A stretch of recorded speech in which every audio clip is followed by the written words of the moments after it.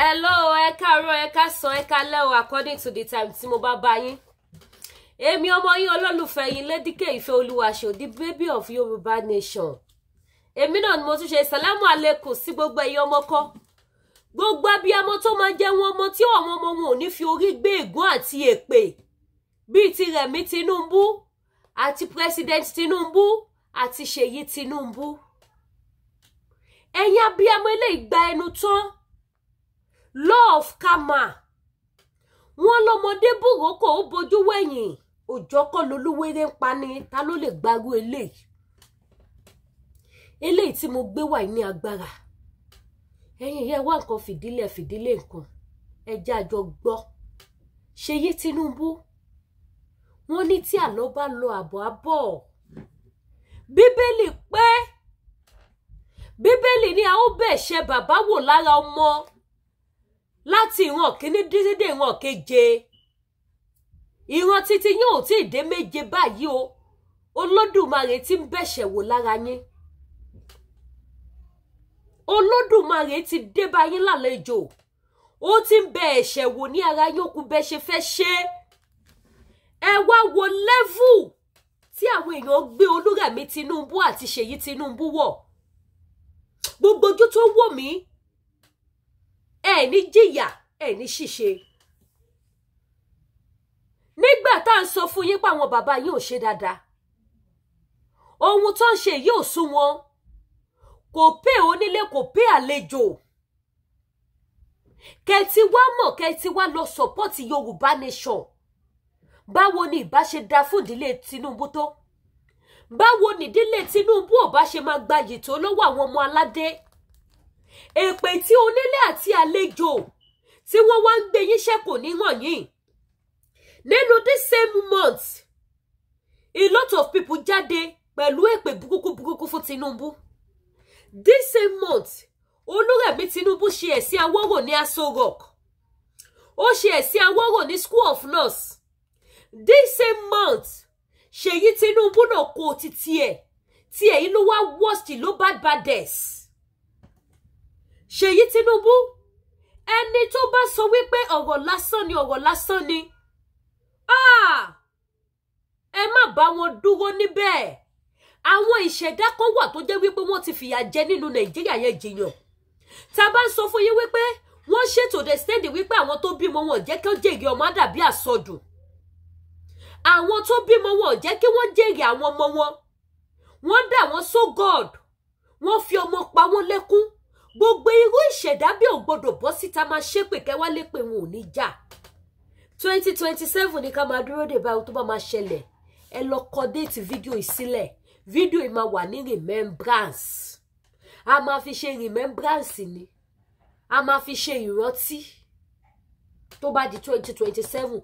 Because èmi ní that belief wípé 2027 yẹn kò lè lọ lọ́wọ́ fàájì. 2027 gbogbo ẹ̀yẹ níbí ẹ lè mú jẹ. Wọ́n ti ń ṣe nílùú Nàìjíríà wọ́n ti mú jẹ. Seyi Tinubu àti bàbá ẹ̀ wọ́n ṣe ó jábọ́ mọ́ wọn lọ́wọ́. Ẹ gbọ́, ó bọ́ finally, ó bọ́ sọnù lọ́wọ́ wọn. Ẹ bá mi gbójú ayọ̀ sókè. Ẹ bá mi gbọ́ fídíò yìí. Bẹ́ẹ̀ wá ṣe ń gbọ́. Ẹ bá mi share. Kì í ṣe fún nǹkan míì. Kí àwọn tó kù tí ogun Nàìjíríà sọ sínú ìgbèkùn kí wọ́n lè jí. Ó dá mi lójú pé màmá tó wà nínú fídíò yìí tí àwọn Biafra ó dẹ̀ dàbí pé tó bá máa pín tribe wọn yẹn bí alẹ́ Yorùbá ló máa pín wọn sí. Tó bá sọ fún ìyá yẹn pé ìyá yẹn sá kàbàkàbà. Ó dẹ̀ dá mi lójú pé ìgbà yẹn lóòótọ́ ń sọ wípé election bí ìyá yẹn ò dìbò fún PDP ìyá yẹn máa dìbò fún APC bí ó dìbò fún APC ìyá yẹn máa dìbò fún Labour Party. Party kan máa wà nínú party mẹ́tẹ̀ẹ̀ta yẹn tí màmá yìí máa fi ọwọ́ sí tó máa dìbò fún. Ẹ wá wò wọ́n lọ́jọ́ ti tòní. Ẹ wá wo ibi tó wá padà dé bára wọn. Ẹ wá wo bí Kàmá ṣe bẹ̀rẹ̀ iṣẹ́. Seyi Tinubu family. Wọ́n lẹ́ni ta wí fún tí ó gbọ́. A dẹ̀ sọ. Ọmọ ẹni oníṣèdí bẹ̀bẹ̀rẹ̀bẹ̀. Ẹ máa bọ̀ wálé. Gbogbo ohun tẹ́ ti kó jọ. Ẹ má jẹ́ kó jẹ́ wípé at the end of the day ẹ máa pàdánù gbogbo ẹ̀ sí one Nigeria. gbogbo ẹ máa padà bá wọn Nàìjíríà lọ gbogbo ẹ máa dohun ìtàn burúkú ní ilẹ̀ Nàìjíríà a máa pariwo a máa dábọ̀ àwọn aṣíwájú blogger ẹ bá mi tag wọn kó wá jáde kó wá fún ya ìlésì gbogbo àwọn set of aṣíwájú blogger tí wọn ò fẹ́ jẹun ọmọ kó bọ́ta kó wá fún ya ìlésì èèyàn tí ò bá fẹ́ jẹun ọmọ ló máa gbé ya ìṣépè èèyàn tí ò bá fẹ́ jẹun ọmọ ló máa sọ wípé ọ̀rọ̀ tí ya ìsọ kò sọ̀rọ̀ níbẹ̀ bí gbogbo abiyamọ ṣe máa jáde fún yín one by one nìyẹn tẹ́ bá yẹ kíní tẹ́ yẹ kejì ẹ lè rí gbogbo ẹ̀yẹ gbogbo àwọn tó tún kù lẹ́yìn ké lè jẹ́kọ̀ọ́ fún wọn ọmọ ẹni ò ní ṣèdí bẹ̀bẹ̀rẹ̀ ọmọ ẹni ò ní ṣèdí bẹ̀bẹ̀rẹ̀ gbogbo àwọn tó ṣèdí bẹ̀bẹ̀rẹ̀ ńjọ́ kìíní àná tó ń wá ọmọ wọn tó ṣèdí bẹ̀bẹ̀rẹ̀ kiri gbogbo wọn tí ké yà láyà láti fún ti sunkún báyìí ẹ wá wo law of karma ẹ wo bí wọ́n ṣe fi orí Ṣèyí Tinubu bí wọ́n ṣe fi gé ègún ayérayé ègún burúkú ègún téèyàn dẹ̀ ń gbọ́ táyà èèyàn dẹ̀ ń dìde tí ayé èèyàn dẹ̀ ń dìde pé yéè kí lélẹ́yìn nínú ayé kan náà inside Naija ẹja jọ gbọ́ ẹja jọ gbọ́ inside Naija ó lẹ́tìkẹ́ ó yá mọ́mọ́ ẹgbẹ́ òsókè jẹ́ báyé fún volume. Ebola men Tinubu wàwé family wẹ̀ wẹ́. ṣé kò fọ̀. Ebola men Tinubu. mo dẹ̀ fẹ́ gbé súnmọ́ dáadáa ni o. ẹ má bínú mo fẹ́ gbé súnmọ́ dáadáa ni ká lè gbọ́. Ebola men Tinubu wàwé family wẹ̀. fẹ́ yẹ fóònù mi wò ṣé kò fọ́ olúwa ṣeun kò fọ́.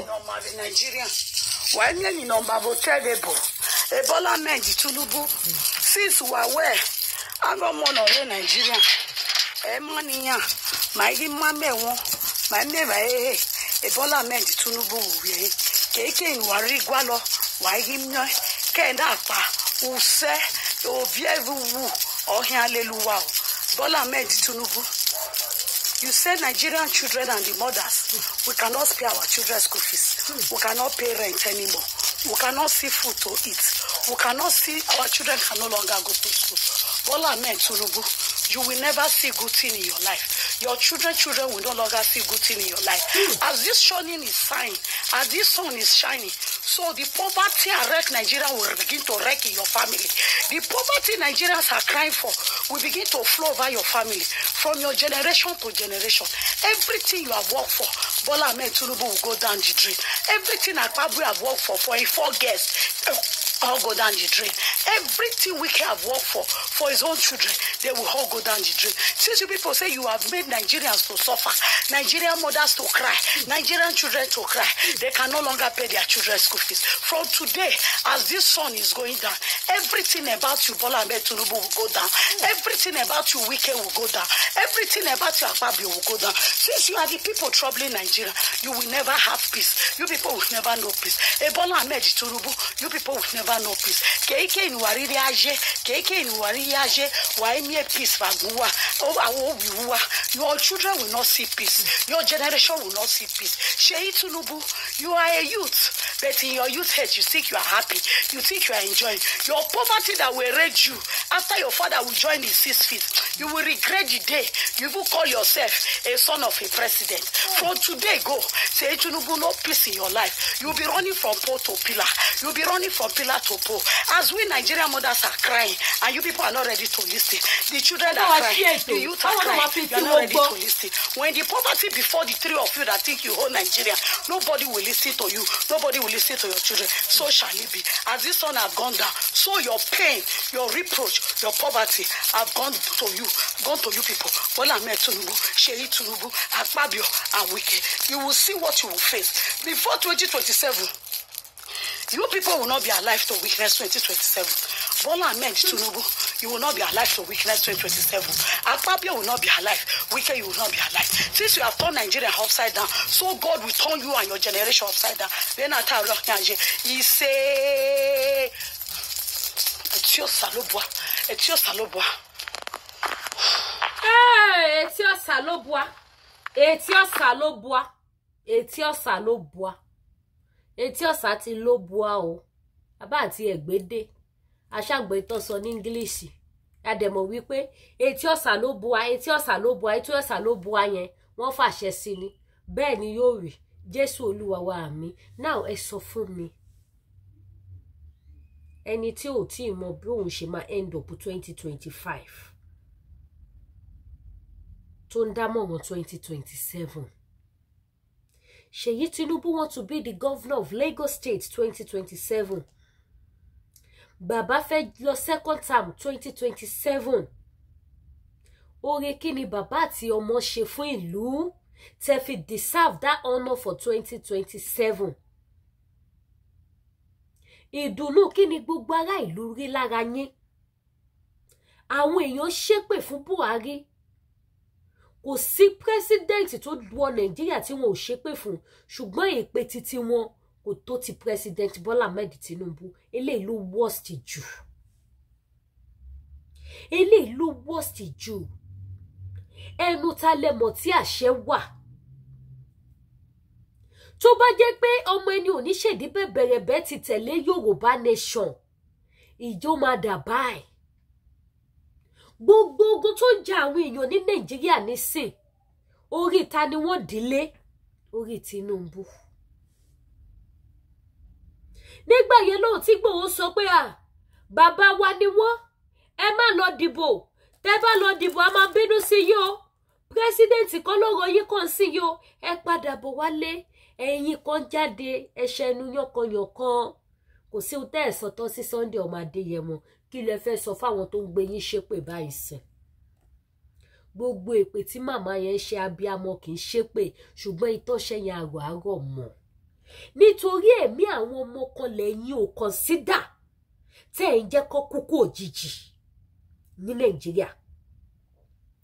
Ẹ̀yin tẹ́ ẹ̀ láàánú àwọn kan tí ẹ̀ ń jẹ́ kí ẹ̀mí wọn kó lọ lójijì nílùú Nàìjíríà.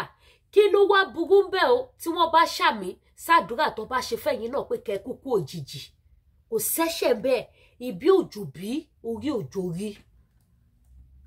Àwọn ọmọ Yorùbá tàtà, èmi gbé gbogbo ìkéde yìí wá nítorí kíni? Nítorí ìran mi, ìran aládé wípé ẹ jẹ́ ká fi ìmọ̀ ṣọ̀kan ká gba Yorùbá nation.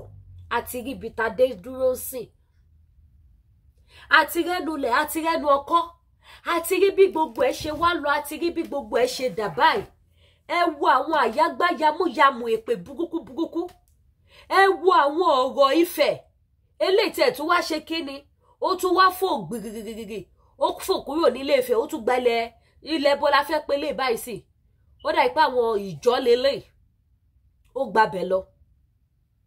Ẹ jẹ́ ká gba Yorùbá nation, kó ní kálukú lọ nílùú ẹ̀. Mi ò mọ the reason why tó fi wà so difficult láti jẹ́ kó ní kálukú kó dúró sí orílẹ̀-èdè títí ẹ̀. Gbogbo ohun tó ti bàjẹ́ kó bá wa tún ṣe. Wọ́n ní àkópọ̀ ló máa ń faná orí. Àkópọ̀ wọn Nàìjíríà ló jẹ́ ká débi tadé dúró yìí. Bóde ṣe máa lọ nìyẹn, Nàìjíríà máa worst sí ni. Kò lè change. Kí Tinubu gbélẹ̀ lẹ́nìí, kí president mi take over lọ́la, ẹ tún máa ké yálà tìfù náà ni. Ẹ tún máa ṣe kíni? Ikú mọ́ ọ̀tún máa tún bọ́ sí tòsí ni. Kẹ́lòmíì tún kúrò ń bẹ̀ lọ́la, kẹ́lòmíì tún take over. Wàláhì ó máa gùn lọ ni, kò lópin. Ogun tó ti wà Nàìjíríà, ogun tó ní beginning tí ò ní the end ni. Because àtìgbà tó ti di wípé wọ́n ti ń dalẹ̀ àwọn ẹni bí ẹni, gbogbo àwọn tó dìde wípé kó má fìyà jẹ àwọn èèyàn ní Nàìjíríà, àtìgbà tó ti di pé wọ́n ń dalẹ̀ wọn, wọ́n pa wọ́n nípakúpa, wọ́n pa Bọ́lá Ìgè, wọ́n yàwó lọ́wọ́ jẹ. Àìmọye àwọn èèyàn bẹ́ẹ̀ tí wọ́n dẹ̀mí wọn légbodò. Àtìgbà yẹn láti nàgà mú ṣòro lu Nàìjíríà. Àtìgbà yẹn ní ìṣòro Nàìjíríà ti bẹ̀rẹ̀. Àtìgbà tó ti ń pa àwọn olótìtọ́, àwọn tó ń jà fún ẹ̀tọ́ àwọn ènìyàn, àwọn tí wọn ò fẹ́ káwọn èèyàn kó kú sóko ẹrú àgbòjẹ dídí diabetes manpower tó mú yes làwọn eléyìí tó ti di wípé wọ́n ti dẹ̀mí àwọn èèyàn légbodò. Àtìgbà yẹn láti nàgà mú ṣòro nílùú Nàìjíríà. Kò wá sẹ́ni tó mọ ibi tó máa end sí. Àǹtí ayé bá ṣe ìjáyé tí ayé yìí ò parẹ́, tí wọ́n Nàìjíríà ṣèrè bí wọ́n Nàìjíríà, ó túmọ̀ sí pé ìṣòro Nàìjíríà ò lè lópin. ẹ ṣì máa ra per litre of petrol ní 2,000 naira ẹ tún lọ dé sílẹ̀ mo sọ bẹ́ẹ̀ fún yín ní 2023 eré lẹ pé mo tún wá sọ fún yín 2025 pé ẹ ṣì máa ra litre petrol ní 2,000 naira per litre ó ṣì máa di 2,000 per litre ẹ tún ṣe péjọ sí comment section bí mo ṣe sọ ní 2023 ní ìwòyí 2023 náà ni mo sọ wípé petrol máa wọ 1,000 dọ́là máa wọ 1,000 àwọn èèyàn ní kí n mórí wá kí n gbọ́ ohun ó padà wọ̀ èmi ò mọ̀ nǹkan tó dé tó jẹ́ wípé àwa Yorùbá tó jẹ́ wípé Ọlọ́run kẹ́ wa a nímọ̀ alóye àwa lo ìmọ̀ wa àlò òye wa mọ́ àwọn àgbà ilẹ̀ Yorùbá sọ wípé òye làgbà ń wò ṣé ká sọ wípé Lady Gay àtàwa tá ń pariwo Yorùbá nation nìkan la wá ń wo òye sí ni because àwa ti wo òye àti rí wípé ọjọ́ ọ̀la location náà yóò lè dá èmi ti wo òye mo ti rí wípé ọjọ́ ọ̀la Nàìjíríà kò lè sunwọ̀n ni mo ṣe bá wọn tá tó délẹ̀ wípé àfikún ní kálukú máa lọ because solution tó sọ̀rọ̀ tó wà lẹ́yìn nìyẹn kò sí àní-àní ẹ gbọ́ mi kò sí àní-àní the only solution ni wípé kó ní kálukú máa lọ nílùú ẹ̀ kọ́lọ́mú gbọ́mú ìyá ẹ̀ kó ní kálukú dá dúró ẹ wá rà gbòjẹ̀dí diabetes manpower tó confam tó mú yes ẹ wá rà kò sí bá ṣe lè ṣe èbò ló Nàìjíríà tí ò ní rúgbẹ̀ ẹ wá wo ọjọ́ tí tò ní epo èké bí epo ẹyẹ òké bí ẹyẹ látìgbà tí aláyé ti dáyé tẹ́nà tí Tinubu ló burú jù òun ló burú jù kò tiẹ̀ bá wa mú ìyà yẹn ní ìpele méjì ìpele 5 ló sọ́dà petrol láti 165 145 petrol fò pẹ́ ó di 1,002 petrol fò pẹ́ 1,000 like play 1,000 ló ṣì wà ó times skinny yẹn times 6 ṣíṣe times 5 tó bá jẹ́ times 5 ni a níra ní 1,000 láti 145 165 iye tá a ra lítà epo nìyẹn iye tá a ra lítà epo òun nìyẹn now ẹ wo lọ́jọ́ ti tòní èló ló ra epo nísìn àìmọye ọ̀pọ̀lọpọ̀ tó ti dọlọ́kadà ẹlòmíì mọ́tò kan ṣoṣo tó lóun jẹ̀jà jogún fún tó fi ń ṣe big man big woman mọ́tò yẹn ti padà kọ̀ndẹ́mù sí dúró nígbà tí wọ́n rówó ra epo sí ẹlòmíì ibi tó yẹ kó wọ mọ́tò àkọ́kọ́ rin ẹsẹ̀ ìlàjì gbogbo yóò wá tó àtijọ́ àtimọ àti sanwó léwé èèyàn mélòó sì ló lè fínúfíndò fi ìdùnnú àti ayọ̀ san school fees àwọn ọmọ bẹ́ẹ̀ dẹ̀ ní school tó fowó léwó school Nigerian government ò rí nǹkan ṣe sí Nigerian government ò lè bá yín provide àwọn instruments táwọn ọmọ yín máa lò fún education Nigerian government ò lè provide hospital fún yín gbogbo àwọn olówó tó wà ní Nàìjíríà kí ni wọ́n fowó wọn ṣe investment tó máa di dọ́bùdọ́bù money sí fún yín ẹ wo bàbá wa Ọọ̀ni of Ifẹ̀ ká tiẹ̀ dúpẹ́ torí àwọn kan ti rí ká dúpẹ́ pé wọ́n kọ́ shopping mall pa àwọn ṣẹ̀rọ̀ṣà ló máa ṣiṣẹ́ mẹ́ ṣùgbọ́n ṣé ọmọ tálíkà tí ò ní connection ṣó lè ṣiṣẹ́ ní shopping mall Ọọ̀ni of Ifẹ̀ ìbéèrè ni o ṣó lè ṣiṣẹ́ bẹ́ẹ̀ èèyàn tí ò ní connection ṣó lè ríṣẹ́ níbẹ̀ shopping mall tó wá kọ́ yẹn ẹjọ́ torí tọ́lọ́ ṣé ìlú ni wọ́n kọ́ fún ni àbí business center títí wọn gbogbo olówó Nàìjíríà business center ni wọ́n ń kọ́ láti lè túbọ̀ máa fi ara ní ẹ̀yin mẹ̀kúnnù yes láti lè fi ara ní ẹ̀yin mẹ̀kúnnù kẹ́ má bá di olówó Nigerian politicians Nigerian rich men rich women wọ́n bá dé level tó jẹ́ wípé wọn ò fẹ́ kí 10 naira kó di 20 naira bí 30 naira mọ́ yín lọ́wọ́ débi tí wọn ò ní rí yín pé wọ́n ṣẹ́ débi tẹ́ ní ráyè ṣe ẹ ọ̀rá mà ẹ káàbọ̀ mọ́ mi ẹ lẹ́ mà ẹ pẹ̀lẹ́ mà tẹ́ ní ráyè ṣe bẹ́ẹ̀ fún wọn wọ́n mọ̀ pé tẹ́ bá wà òkè láyé ara títí yín ẹ ní táìmù gbẹdìyẹ sìn láti lọ máa ṣe kúbẹ́kúbẹ́ lẹ́nu ọ̀nà dé olówó ẹ ní táìmù gbẹdìyẹ sìn láti lọ máa ṣe àrá ìsìsà ẹlòmíì mo káwọ́ méjì ọwọ́ méjì sókè fẹ́ nìkan ló fi ń live nílùú Nàìjíríà of nowadays ó dẹ̀ tẹ́ àwọn olówó yẹn lọ́rùn ẹni tó déwájú yé tó káwọ́ méjì sókè tẹ́ fún ní 1,500 tẹ́ fún ní 5,000 kì í ṣe pé wọ́n lówó tó lè fi empower wípé wá you are a marriage man family man yẹn owó ní lọ establish ara ẹ yẹ máa rìn rẹ́gbẹ̀rẹ̀gbẹ̀ kiri títì yẹ máa jí wá kọlẹ̀kùnlé olówó kan máa káwọ́ sókè túwálẹ̀ bàbá mo gbẹ fún yín olówó tó fowó ṣàánú olówó tí ò ṣe kíní kan olówó tó dájú olówó tó náìsì jù kó máa wá oríkì oríṣiríṣi fún wọn ń tó fẹ́ nìyẹn wọn ò ní wò sùsù kó pè pé wá kí ni ìṣòro ayé ẹ ó dá mo ra mọ́tò yìí fún ẹ lọ máa fi ṣe transport kó máa fi bọ́ fámílì ẹ má wá sẹ́nu ọ̀nà mi wá káwọ́ sókè mọ́ olówó mi gbogbo tó máa ń wá lójoojúmọ́ ayé ẹ̀ tó bá ti jí òun ni kó wá káwọ́ méjì sókè fún kó wá máa fún ní oríkì oríṣiríṣi kó rí ẹ̀ wá máa wú bí gàrí ìfọ̀ kó wá máa tọwọ́ bàpò kó máa bu 1000 kò lè kọ́ wọn bọ́ ṣe ń pa ẹja àfi kó máa fún wọn légungun ẹja jẹ because owó tẹ́ ń fún àwọn pípù yìí wọn ò lè fi jẹja gidi àjẹsára egungun ló ń fún wọn jẹ ṣé irú orílẹ̀-èdè bẹ́ẹ̀ la máa wá continue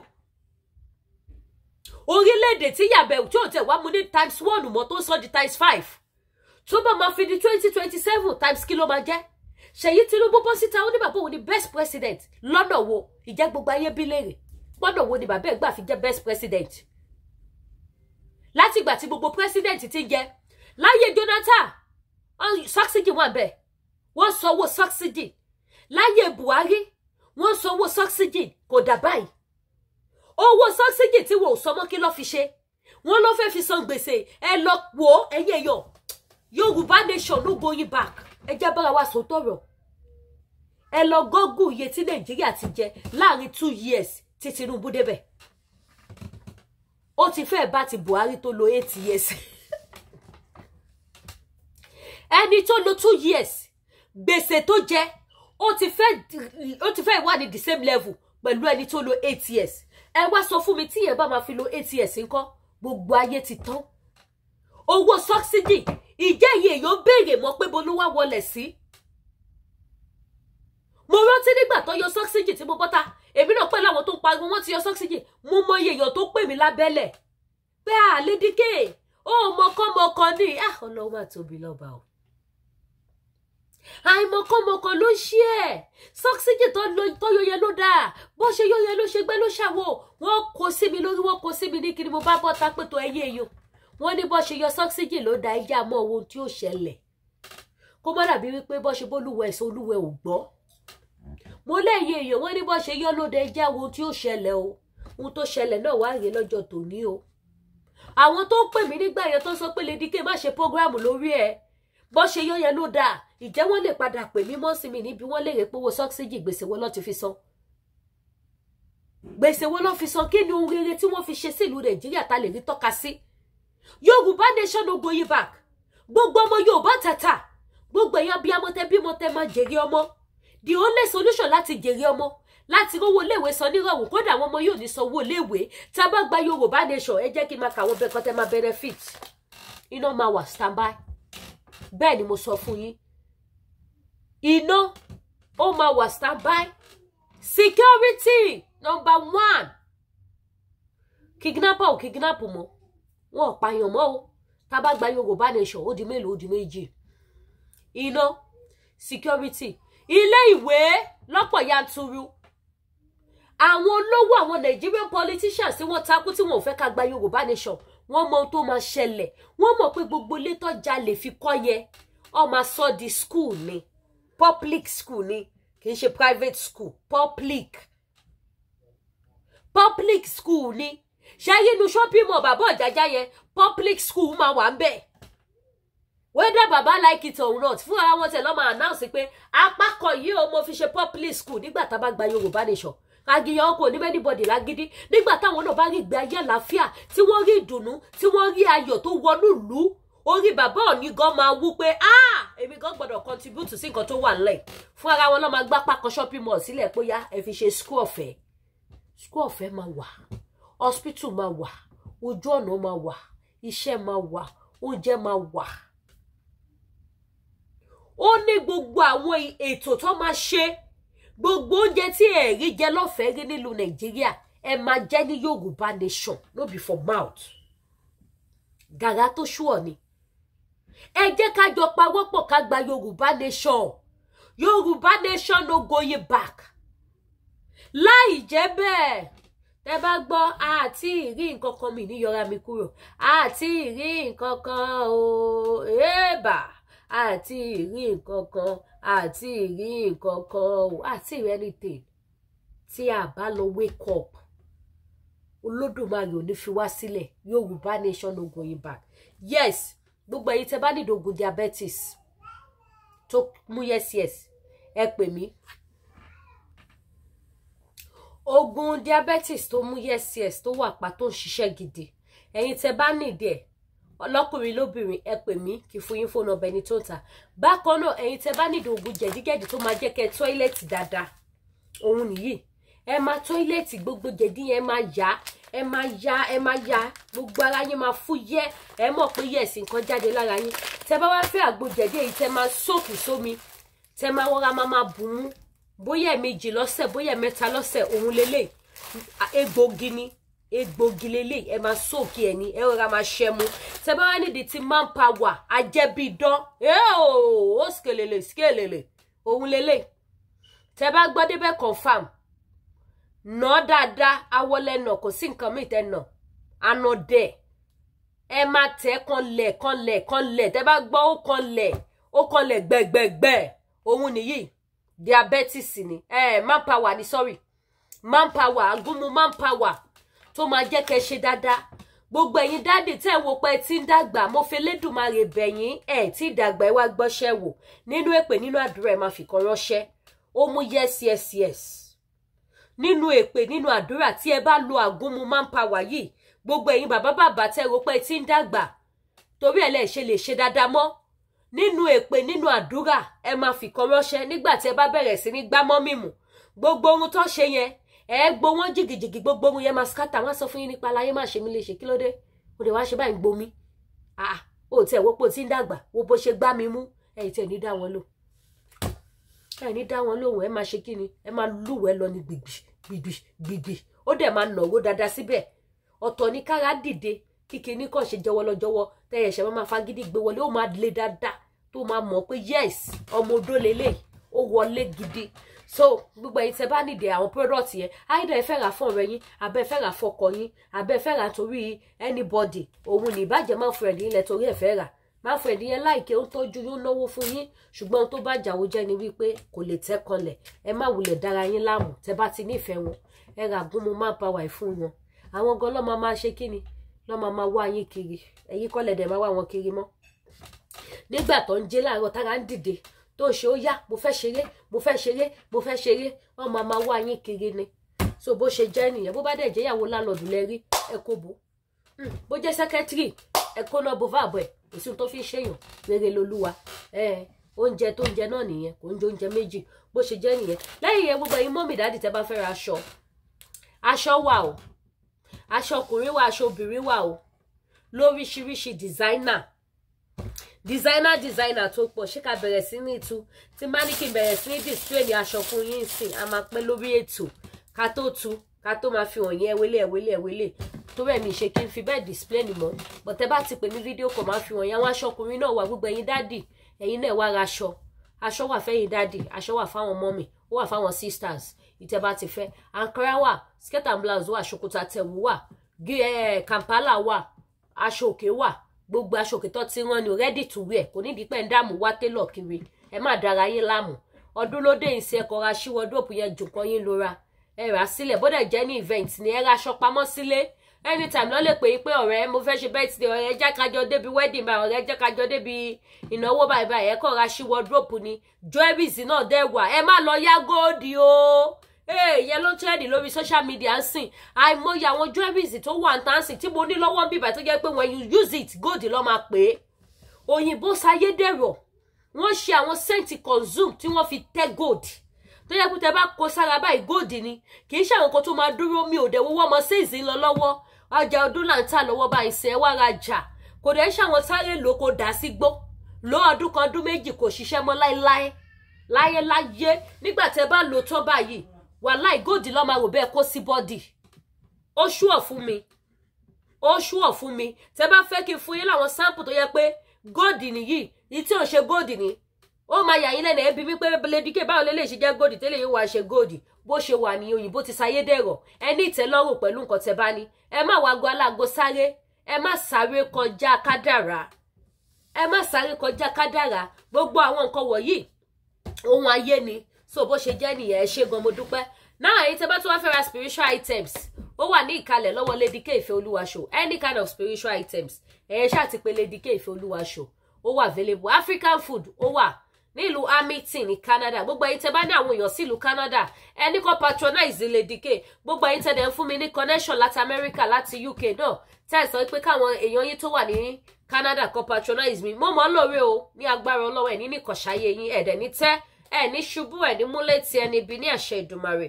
Ayọ̀ yín kò wá ní dìbànújẹ́ lágbára Ọlọ́run. Ẹ ṣé gan, mo really appreciate. Thank you so much for your love. Yoruba Nation no going back. Yoruba Nation no going back. Òun la fọ̀rọ̀ tó wà lẹ́yìn ṣe. Ẹ má gbàgbé láti subscribe sí YouTube channel wa. Kẹ́dẹ̀ tán notification bell. Ẹ follow page wa. Kẹ́ lè máa gbádùn àwọn ètò wa lọ́lọ́kan òjọ̀kan. Lórí platform Lady K kò sí program tí ó lè wọ bẹ́ẹ̀. Bẹ́ẹ̀ ni nítorí a ti ń ṣòṣà lódò kí làbẹ́làbẹ́ kó tó mọ̀ bó ṣe jẹ́ nìyẹn. Ẹ ṣé gan, mo dúpẹ́ o. Love you all. Bye for now.